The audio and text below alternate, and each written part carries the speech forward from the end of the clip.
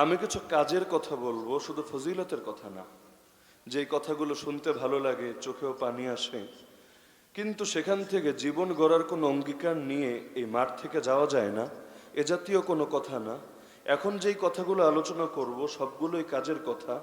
বিশেষভাবে এখানে জনপ্রতিনিধি যারা আছেন, মুরব্বী যারা আছেন, এলাকার গণ্যমান্য ব্যক্তি যারা আছেন, আর যুবকও যারা আছেন, আর আলেম ওলামা তো বলাই বাহুল্য, প্রত্যেকের কাঁধে কিছু দায়িত্ব আমি রেখে যাব। যে দায়িত্বগুলো এককভাবে কেউ পালন করলে কাজ হবে না, কিন্তু সম্মিলিতভাবে পালন করলে পুরো সমাজের চিত্রই পাল্টে যাবে ইনশাআল্লাহ। কারণ সামাজিক সমস্যার সমাধানও সামাজিকভাবেই করা লাগে। ব্যক্তিগত সমস্যার সমাধান ব্যক্তিগতভাবে করা যায়, কিন্তু সামাজিক সমস্যার সমাধান ব্যক্তিগত উদ্যোগে ব্যক্তিগতভাবে কখনো করা যায় না। একটা সমাজে মনে করেন মাদক ছড়িয়ে গেছে, আমি ভাবছি মাদক তো ভালো না, মাদক যুবকদেরকে শেষ করে ফেলবে, পুরো সমাজটাকে বরবাদ করে ছাড়বে, পুরো সমাজের মধ্যে এমন একটা হালতের পুরো সৃষ্টি করবে যেটা কারো জন্যই সুখকর হবে না। এখন আমি একা ভাবছি, সমস্যা চিহ্নিত করতে পারছি, কিন্তু একা একা বসে বসে যদি উদ্যোগ নেই, এই মাদকের সমস্যার সমাধান কোনোদিনও হবে না। তো জাতীয় পাপের তওবাও যেমন জাতীয়ভাবে করা লাগে, সামাজিক সমস্যার সমাধানও সামাজিকভাবেই করা লাগবে। যদিও এই সমস্যা শুধু রায়পুরার না, সমস্যা শুধু বেগমাবাদ হুগলাকান্দির না, সমস্যা পুরো দেশের, সমস্যা পুরো উপমহাদেশের। কিন্তু আমার সাধ্যে যতটুকু আছে সেখানে যদি আমি নিজের সাধ্যের সর্বোচ্চটুকু দিয়ে অন্যায় প্রতিরোধে কাজ না করি, আল্লাহর কাছে আমি ফেঁসে যাব। যেটা আমার সাধ্যের বাইরে সেটার জন্য আল্লাহ আমাকে ধরবেন না, কিন্তু যেটা আমার সাধ্যের মধ্যে সেটার ক্ষেত্রে আল্লাহ আমার ছাড়বেন না। যেমন আল্লাহ রাসূল জানিয়েছেন, কুল্লুকুম রাঈন ওয়া কুল্লুকুম মাসউলুন আন রাইয়াতিহি, তোমরা প্রত্যেকে দায়িত্বশীল এবং প্রত্যেকেই নিজের দায়িত্বের ব্যাপারে জিজ্ঞাসিত হবা।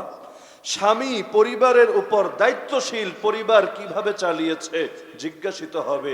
শাসক তার দেশের সব জনগণের ব্যাপারে দায়িত্বশীল, কেমন আচরণ করেছে কিয়ামতের দিন জিজ্ঞাসিত হবে। তো লম্বা হাদিস, পুরো হাদিসে আল্লাহর রাসূল প্রত্যেকের মধ্যে দায়িত্ববোধ জাগাতে চাচ্ছেন যে তোমরা সবাই নিজেকে দায়িত্ববান মনে করবা। দায়িত্ব শুধু কিছু লোকের কাঁধে তুলে দিয়ে নিজে অলসভাবে বসে থাকবা না, তাহলে না সমাজ পরিবর্তন হবে না দেশ পরিবর্তন হবে।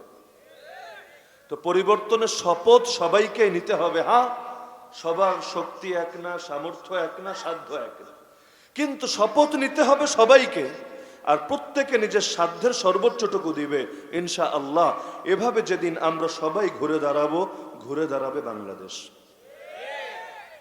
তো আজকে যে বিষয়টা নিয়ে আলোচনা করব, সমস্যার তো শেষ নেই, সারা গায়েই ব্যথা, ওষুধ দিব কোথা। কিন্তু আজকে যে বিষয়টার উপর বিশেষভাবে ফোকাস করব, এটা প্রতিটা এলাকায় আছে, প্রতিটা পরিবারেই আছে, প্রায় সবার জীবনেও আছে। জিনিসটার নাম হলো বিয়ে শাদী। শুনেছেন শব্দটা জীবনে? বিয়ে শাদীর সঙ্গে সবাই পরিচিত, কেউ করেছেন, কেউ করবেন, কেউ নিজে করবেন, কেউ অন্যকে করাবেন। তো ঘুরে ফিরে সম্পর্ক সবার সাথে।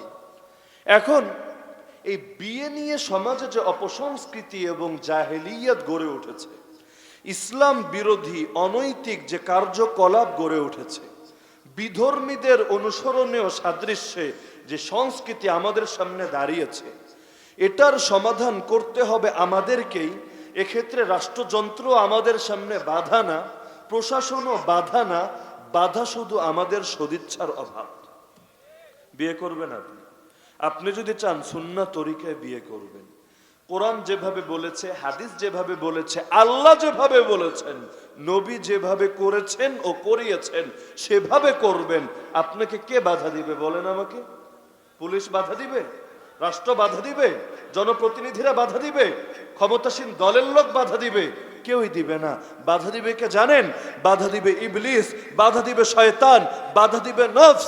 এই ইবলিস, নফস আর শয়তানের বিরুদ্ধে সার্বক্ষণিক যুদ্ধে যদি নামতে না পারেন, বিশেষভাবে বিবাহের মতো পবিত্র একটা কাজে যদি শয়তানকে জিহাদে পরাজিত না করতে পারেন, আপনি বাকি পুরো জীবনে বরকতের আশা কার কাছে করবেন?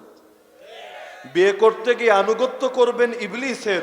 বরকতের মালিক ইবলিস না, শান্তির মালিক ইবলিস না, সুখের মালিক ইবলিস না, রহমতের মালিক ইবলিস না। তো স্টার্টিং করলেন আল্লাহকে নারাজ করে, ইবলিসকে খুশি করে। বাকি সারা জীবন যে পড়ে আছে, কে দিবে আপনার সংসারে শান্তি, কে দিবে সুখ, কে দিবে নেক সন্তান, কে দিবে রহমত, কে দিবে আপনার সংসারে লাস্টিং? লং লাস্টিং করতে চান, দীর্ঘকাল অক্ষয় অব্যয় সম্পর্ক গড়ে তুলতে চান, দুনিয়ায়ও তার সঙ্গে থাকবেন, জান্নাতেও তাকে সঙ্গিনী হিসাবে পাবেন। জান্নাতের হুর বড় সুন্দর হবে, তার চাইতেও সুন্দর হবে আপনার বধূ। তো এই স্বপ্ন দেখছেন, তাহলে শয়তানরে রাজি করলে সেই জান্নাত তো পাবেন না, সেই সুখও পাবেন না। রাজি করতে হবে কাকে? করতে হবে কাকে? আল্লাহকে। তো এখন কি কি অপসংস্কৃতি গড়ে উঠেছে, তালিকা বড় দীর্ঘ। শহরে কিছু, গ্রামে কিছু।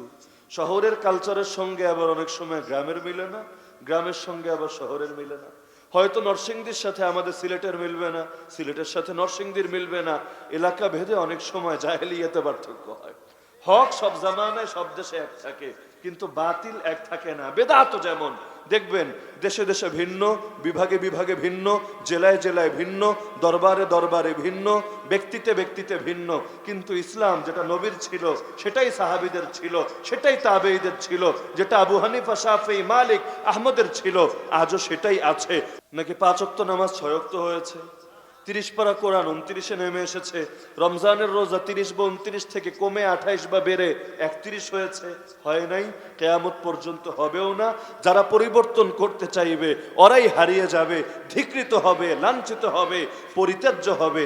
যেমন কাদিয়ানীরা হয়েছে, এরকম আরো বহু শয়তান হয়েছে, হয়েছে, হতে থাকবে। ইসলাম যেমন ছিল তেমনই থাকবে। তো মোটা দাগে আমি কিছু অপসংস্কৃতির উপর ফোকাস করব, যেটা মোটামুটি সব এলাকায় আছে, হয়তো কম বা বেশি।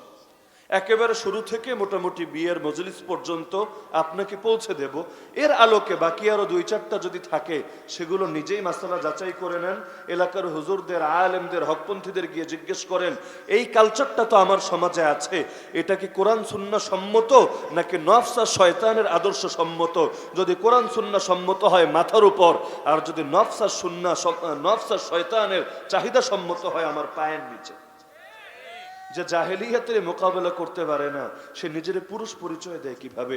বিয়ে করবেন আপনি, নিজের বিয়েতে জাহেলিয়াতকে ঠেকাতে পারবেন না, বলবেন অপারগ, পরিবারের চাপ, সমাজের চাপ। আরে সেই আপনি যে একটা জাহেলিয়াতকে হারাতে পারলেন না, একটা ক্ষেত্রে নফস আর শয়তানের সঙ্গে জিহাদ করতে পারলেন না, দাজ্জালি অপশক্তির বিরুদ্ধে কিভাবে ময়দানে নামবেন? তো পুরুষ হয়েছেন, কথা বলবেন পুরুষের মতো, কাপুরুষের মতো কথা আপনার মুখে মানায় না। এই ক্ষেত্রে আমরা যদি একটু উদ্যোগী হই, এই জাহেলিয়াত দূর করতে আমি মনে করি একদিন সময়ও লাগবে না।